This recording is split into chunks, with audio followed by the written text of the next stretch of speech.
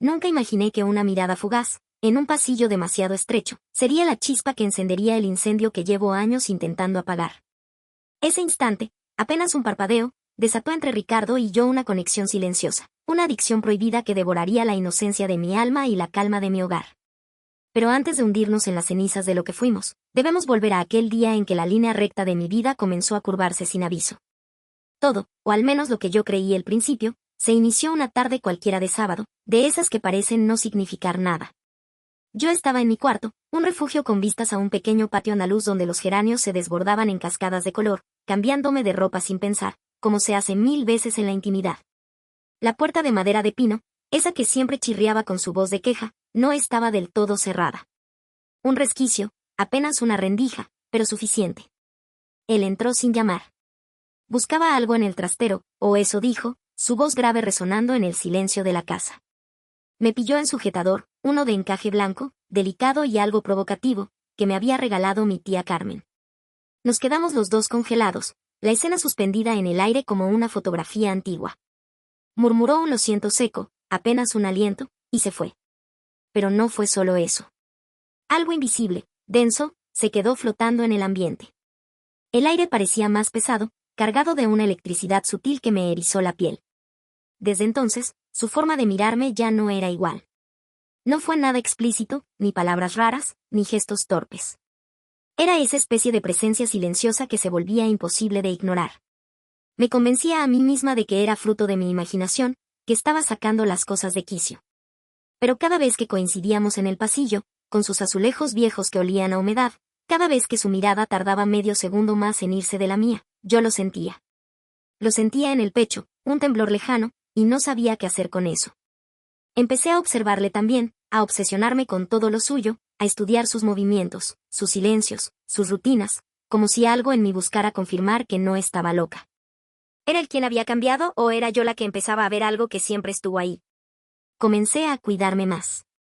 Me maquillaba aunque no fuera a salir, delineando mis ojos con un trazo fino y aplicando un labial rojo cereza. Me quedaba rondando por el salón, donde el sol se colaba por las persianas a medio bajar, cuando sabía que él andaba cerca. No era provocación, era más bien un experimento. ¿Lo sentía él también, o solo era yo? Una mañana, con mi madre ya en su puesto en la panadería de la esquina, él me ofreció un café con leche. Yo llevaba una camiseta de seda de tirantes de color aguamarina, algo caída por el hombro. Su mirada se detuvo ahí un segundo más de lo normal, en la curva de mi hombro, en la suavidad de la seda. Me ardió el pecho, me sentí idiota. ¿Qué narices estaba haciendo? Él era el compañero de mi madre, un hombre bastante mayor, con el pelo salpicado de canas y esas arrugas en el contorno de los ojos que delataban su edad, y sin embargo, esa tensión me atrapaba, me asfixiaba. Pensaba una y otra vez en aquel primer momento, en cómo me vio en ropa interior, y empezaba a imaginar cosas que no debía imaginar. Cada día, cada cruce de ojos o palabra amable que él soltaba, me removía algo dentro que no sabía cómo nombrar. Me gustaba esa especie de juego peligroso, esa sensación de estar al borde de algo que no debía existir. Lo que lo cambió todo fue una tarde cualquiera, de esas que parecen no significar nada. Era entre semana, mi madre se había ido a hacer recados al mercado de Triana. Yo estaba en casa sola y Ricardo también. El televisor estaba encendido con el volumen bajo.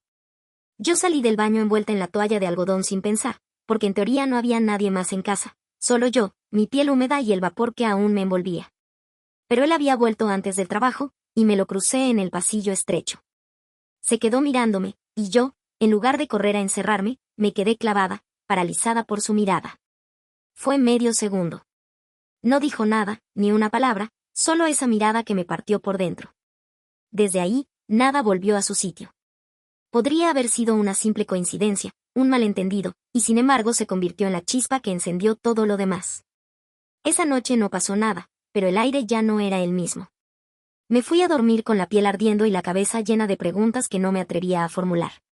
Me di cuenta de que algo en mí había despertado, y que él, lo supiera o no, lo había notado también. Los días siguientes fueron extraños. No hablábamos más de la cuenta, pero el silencio era espeso. Cada gesto suyo me parecía diferente. Yo también me comportaba distinto. Me colocaba mejor el pelo cuando sabía que iba a cruzarme con él. Me quedaba más tiempo en el sofá fingiendo ver algo en el móvil solo para estar cerca. Había empezado el juego, aunque no sabíamos quién había dado el primer paso.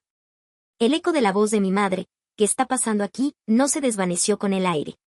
Se clavó en mis tímpanos, se hundió en mi pecho, se mezcló con el latido desbocado de mi corazón. Ricardo y yo, estatuas de carne y hueso, nos quedamos allí, petrificados.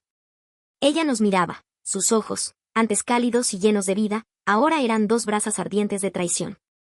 El camisón de seda que un instante antes había sido una segunda piel, se sentía ahora como un sudario, revelando mi vergüenza. Mis pies descalzos se aferraban al frío suelo de mármol del salón, buscando anclaje. No, no puedo creerlo, susurró mi madre, y la frase, apenas audible, resonó como un trueno. Sus lágrimas, que por fin cayeron, no eran de dolor, sino de rabia, de una humillación profunda que me desgarró por dentro.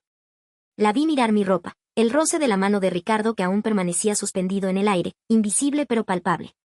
El silencio era insoportable, un muro de cristal que se resquebrajaba. Ricardo fue el primero en moverse. Se apartó de golpe, como si la mera proximidad a mí fuera una fuente de contagio, de vergüenza. Su rostro estaba lívido, marcado por una culpa que no intentaba ocultar. Bajó la mirada, incapaz de sostener la de Elena. Elena, intentó decir, pero las palabras se le ahogaron en la garganta. No había explicación posible, no había perdón en el aire. Mi madre no necesitaba más. La verdad era un puñal que le habían clavado a plena luz del día. Sin decir una palabra más, sin un grito, solo con esa mirada de horror y asco, se dio la vuelta y corrió hacia su habitación. El sonido de su puerta cerrándose de golpe fue el colofón a la escena. Ricardo y yo nos quedamos solos en el salón, bajo la tenue luz de la lámpara que antes había sido cómplice de nuestro juego. El aire olía a mentira, a flores marchitas. Él no me miró. No dijo nada. Se acercó a la puerta del salón, sus hombros tensos, su espalda un muro inquebrantable. Se detuvo un momento, como si esperara algo, una palabra, una súplica. Pero yo no podía hablar. Mi voz se había disuelto en el miedo y en una extraña, perversa satisfacción. ¿Había sido esto lo que buscaba? ¿Romper el silencio de la forma más dolorosa? Se fue. No hubo despedida, ni un susurro, ni un roce. Solo el sonido de sus pasos alejándose por el pasillo, y luego, el de la puerta principal cerrándose. Se había ido. Y con él, se llevó el último vestigio de normalidad, el último trozo de lo que habíamos sido. Mi madre y yo, solas en una casa que de repente se sentía inmensa y vacía. La noche fue una agonía. No dormí. No podía. Escuchaba el llanto ahogado de mi madre a través de la pared, y cada sollozo era un clavo en mi ataúd. Me sentía una monstruo, un ser despreciable. La culpa me ahogaba, pero bajo ella, como un veneno sutil, persistía una sensación de vacío. La chispa, esa electricidad que me había mantenido viva, se había apagado.